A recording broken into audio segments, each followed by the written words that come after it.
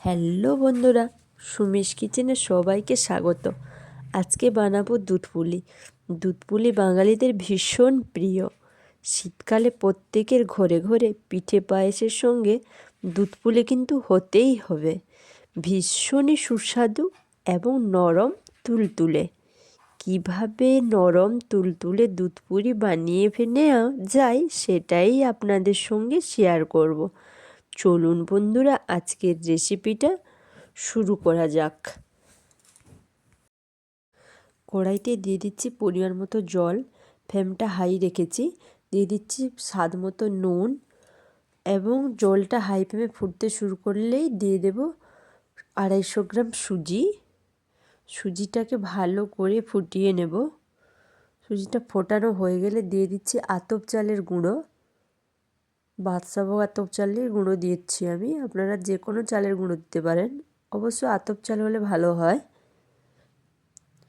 দিয়ে এটাকে ভালো করে নাড়াচাড়া করে, যেহেতু সুজি চাল দুটোই আছে তাই ভালো করে নেড়ে নিতে হবে। এই সময় আঁচটা বন্ধ করে দিয়েছি।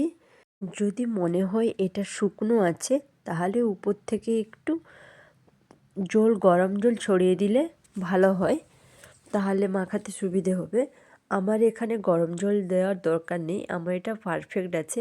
তাই আমি এখানেই কড়াতে কিন্তু ফ্লেমটা বন্ধ করে দিয়েছি, দিয়েই নাড়াচাড়া করছি, নাহলে লেগে যাবে। ফ্লেম যদি দেওয়া থাকে, একটা থালায় নামিয়ে নিয়েছি। এখানে ভালো করে মাখিয়ে নিচ্ছি। ভালো করে যত ভালো করে মাখাবেন পিঠেটা ততটাই নরম হবে, যত ভালো করে মাখাবেন। এখানে আমি পুর তৈরি করে নেব। নিয়ে নিচ্ছি একটা নারকেল কোড়া, দিয়ে দিচ্ছি নারকেলের অনুযায়ী চিনি। আপনারা গুড় দিয়েও পুর তৈরি করে নিতে পারেন, আমি কিন্তু এখানে চিনি দিয়ে পুর তৈরি করেছি। চিনি আর নারকেল দিয়ে ভালো করে মাখিয়ে নেব। চিনি আর নারকেল ভালো করে মিক্সড করে নেব। পারলে আপনারা একটু ছোটো এলাচের গুঁড়োও দিয়ে দিতে পারেন, তাহলে গন্ধটা ভালো হয়। অন্যদিকে এদিকে ছোট ছোট করে লেচি করে নেব। লেচিগুলোকে ভালো করে গোল করে নেব।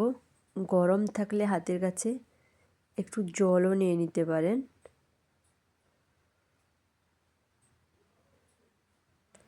জল নিয়ে গোল করে এটাকে বাটির মতো একটা শেপ দিব, বাটির মতো বানিয়ে নেব।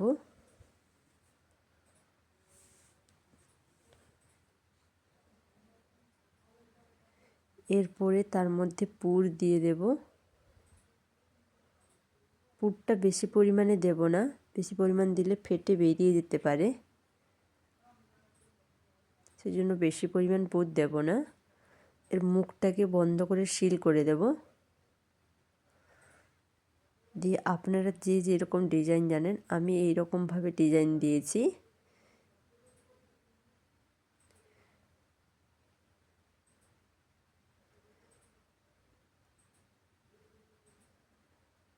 এই ডিজাইন আমি দিয়েছি, আপনারা এই ডিজাইনটা আমার খুব ভালো লাগে তাই আমি এই ডিজাইনটা দিয়েছি।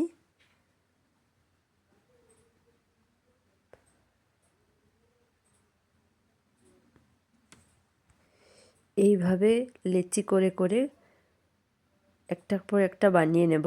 দেখুন বানানো হয়ে গেছে, দেখতে কত সুন্দর লাগছে। আমি ডিজাইনটা এইভাবেই দিয়েছি সবগুলার। ভিডিওটি ভালো লাগলে লাইক করুন, শেয়ার করুন এবং সাবস্ক্রাইব করে আমার পাশে থাকুন। এবারে চলুন, কড়াইতে জাল দিয়ে দিয়েছি, দুধগুলোকে একটু জাল দিয়ে নেব।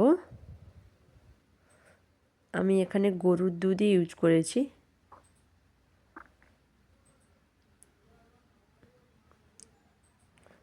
দুধটা যখন ফুটতে শুরু করবে তখন দুটো তেজপাতা কেটে দিয়ে দিয়েছি। দুধটা ফুটতে শুরু করলে পিঠাগুলো একের পর এক পুরিগুলো ছেড়ে দিব কড়াইতে। আস্তে আস্তে করে দিবেন, না হলে ভেঙে যাবে। এগুলো কিন্তু অনেক নরম হয়েছে, তাই আস্তে আস্তেই দিয়েছি। দেওয়া হয়ে গেছে, এগুলোকে ফুটিয়ে নেব ভালো করে। দেওয়া কমপ্লিট হয়ে গেছে, এটিকে 10 মিনিটের মতো ফুটিয়ে নেব।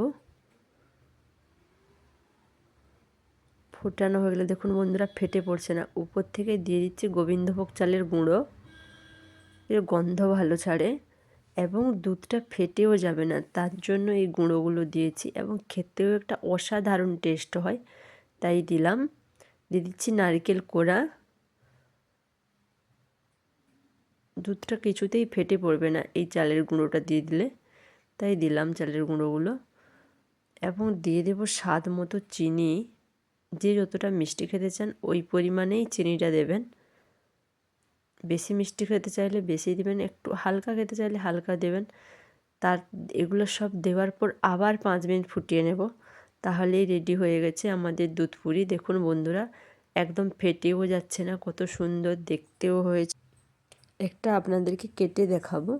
দেখুন কত সুন্দর নরম হয়েছে এবং ভালো করে সেদ্ধও হয়েছে। দেখুন।